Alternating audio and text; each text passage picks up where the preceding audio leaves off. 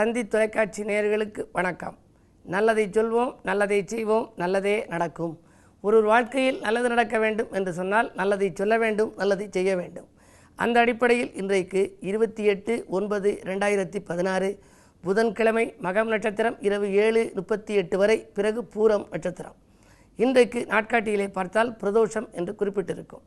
சகல தோஷங்களிலும் இருந்து விடுபட்டு சந்தோஷங்களை வரவழைத்துக் கொள்ள இதுபோன்ற பிரதோஷ நாட்களிலே நந்தியம்பெருமான் வழிபாட்டை மேற்கொள்ள வேண்டும்.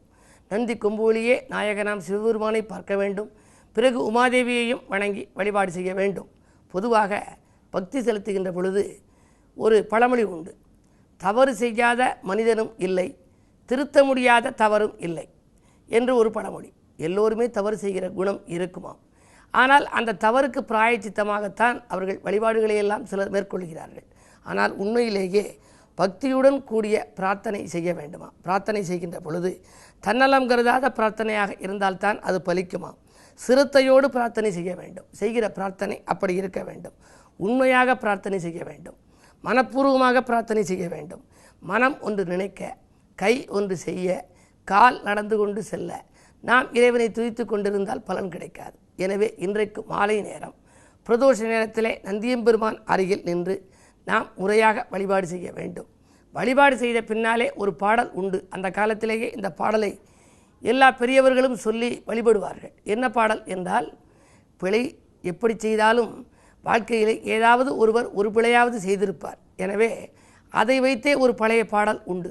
கல்லா பிழையும் கருதா பிழையும் கசிந்து உருகி நில்லா பிழையும் நின் அஞ்செழுத்தை சொல்லா பிழையும் துதியா பிழையும் எல்லா பிழையும் பொறுத்தருள்வாய் கட்சி ஏகம்பனேன்னு ஒரு பாட்டு. இப்படி பிழைகளையெல்லாம் பொறுத்து கொள்ளக்கூடிய ஆற்றல் உனக்கு உண்டு. எனவே நீ நல்ல வழி காட்ட வேண்டும் என்று சொல்லி நாம் வழிபாடு செய்ய வேண்டும். இந்த புதன்கிழமை பிரதோஷத்தன்றைக்கு நந்தியை கும்பிட்டால் என்ன நடக்கும்? விவாகம் கைகூடும். மாமன்காரகன் புதன். மாமனார் வாய்க்க வேண்டும், நல்ல மாமியார் வாய்க்க வேண்டும், நல்ல நாத்தனார் வாய்க்க வேண்டும், நல்ல குடும்பம் இல்லறமாக அமைய வேண்டும் என்று விரும்புகிற பெண்கள் ஆண்களுக்கெல்லாம் இன்றைக்கு பிரதோஷ நேரத்திலே நந்தியை வழிபட்டால் மங்கள ஓசை மனையிலே கேட்கும். ஞாயிற்றுக்கிழமை வழிபட்டால் புகழ் கூடும். திங்கள் பிரதோஷம் வந்து வழிபட்டால் மதி யூகம் கிடைக்கும். செவ்வாய்க்கிழமை வழிபட்டால் சொத்துக்கள் சேரும். புதன்கிழமை அன்றைக்கு பிரதோஷ நாள் வந்து நந்தியை வழிபட்டால் கல்யாண கனவுகள் நனவாகும்.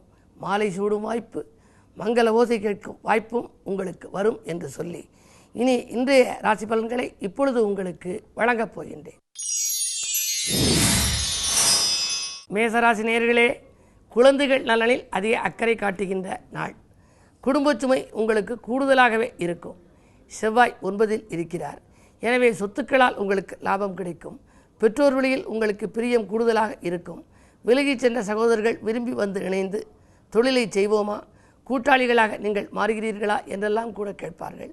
கனவுகள் நனவாகும் நாளாக இந்த நாளை கருதலாம். ரிஷபராசி நேயர்களே, உங்களுக்கெல்லாம் பக்கத்தில் இருப்பவர்கள் பகை மறந்து செயல்படும் நாள்.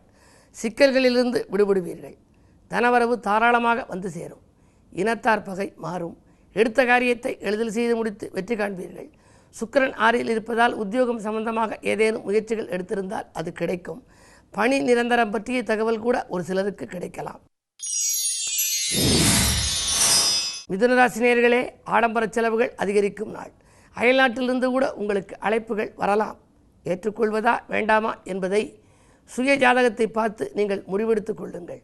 உங்கள் ராசிநாதன் 3இல் இருப்பதால் வழக்குகள் சாதகமாக முடியும். வாரிசுகளாலும் உங்களுக்கு நன்மைகள் ஏற்படும்.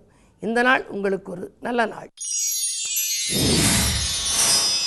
கடகராசி நேயர்களே, உங்களுக்கு சந்தோஷ வாய்ப்புகளை சந்திக்கும் நாள். சமூகத்தில் உயர்ந்த அந்தஸ்து படைத்தவர்கள் உங்கள் இல்லம் தேடி வந்து உதவிக்கரம் நீட்டுவர். உதிரி வருமானங்கள் பெருகும். தொழில் முன்னேற்றம் உண்டு. 8இலே கேது இருப்பதால் இன்றைக்கு வருகிற தடைகள் அகல பிரதோஷ வழிபாட்டில் கவனம் செலுத்துங்கள். சிம்மராசி நேயர்களே, உங்களுக்கெல்லாம் திட்டமிட்ட காரியம் திட்டமிட்டபடியே நடைபெறும் நாள். திடீர் திருப்பங்கள் உங்களுக்கு உருவாகலாம்.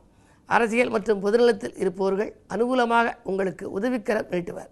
ராகுபலத்தால் யோகங்கள் சேரும். நட்பு வட்டம் விரியும்.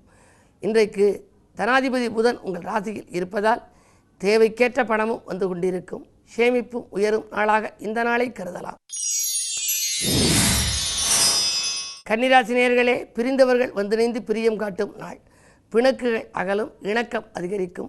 தொழில் முன்னேற்றம் கருதி எடுத்த முயற்சிகளில் வெற்றி உண்டு. புதிய பங்குதாரர்கள் வந்து இணையவும் வாய்ப்புண்டு. பணியாளர்களால் ஏற்பட்ட தொல்லைகள் அகலும். நகை நட்டு வாங்குவதில் நாட்டம் செலுத்தும் நாள் இந்த நாள்.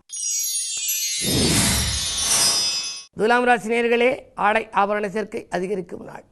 திட்டமிட்ட காரியத்தை திட்டமிட்டபடியே செய்து முடிப்பீர்கள். 6க்கு அதிபதி குரு 12இல் இருப்பதால் விபரீத ராஜயோகம் செயல்படப் போகின்றது.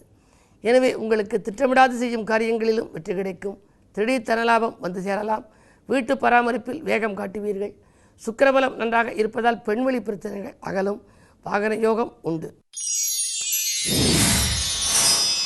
விருச்சிக ராசி நேயர்களே, உங்களுக்கு வெற்றி வாய்ப்புகள் வீடு தேடி வரும் நாள்.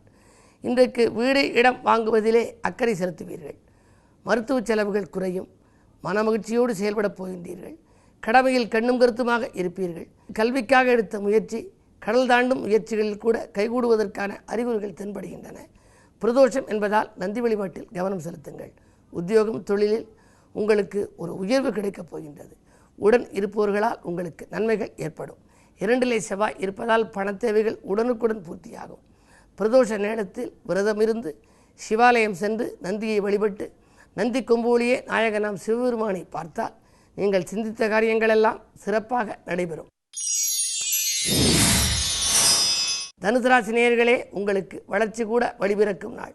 இன்றைக்கு வருங்கால நலன்கருதி நீங்கள் திட்டிய திட்டங்களில் 1-2 வெற்றி பெறலாம். பஞ்சாயத்துக்கள் நல்ல முடிவுக்கு வரும். பாகப்பிரிவினைகள் சுமூகமாக முடியும். பாதியில் நேற்று நின்ற பணி இன்று மீதியும் தொடரும். எதிரிகளின் தொல்லை குறையும் நாள் இந்த நாள். மகர ராசி நேயர்களே, உங்களுக்கு சந்திராஷ்டமம். எது செய்தாலும் யோசித்து செய்ய வேண்டும். எல்லை மீறி பழகியதால் தொல்லைகள் ஏற்படலாம். இனத்தார் பகையும் அதிகரிக்கும். எதிரிகளின் தொல்லையும் கூடுதலாக இருக்கும். விரயங்கள் அதிகரிக்கிறது என்று கவலைப்படுவீர்கள். வீடு மாற்ற சிந்தனைகளும் இடமாற்ற சிந்தனைகளும் மேலோங்கும். வரும் மாற்றங்களை உபயோகப்படுத்திக் கொள்ளுங்கள். கும்பராசி நேயர்களே, உங்களுக்கெல்லாம் திருமண முயற்சி கைகூடும் நாள். தெய்வீக சிந்தனை மேலோங்கும். சேமிப்பு உயரும். உதிரி வருமானங்கள் பெருகும். ஜென்மக்கேது இருப்பதால் ஆன்மீக நாட்டம் அதிகரிக்கும். இந்த நாளை மேலும் இனிய நாளாக அமைத்துக்கொள்ள பிரதோஷ வழிபாட்டை மேற்கொள்ளுங்கள்.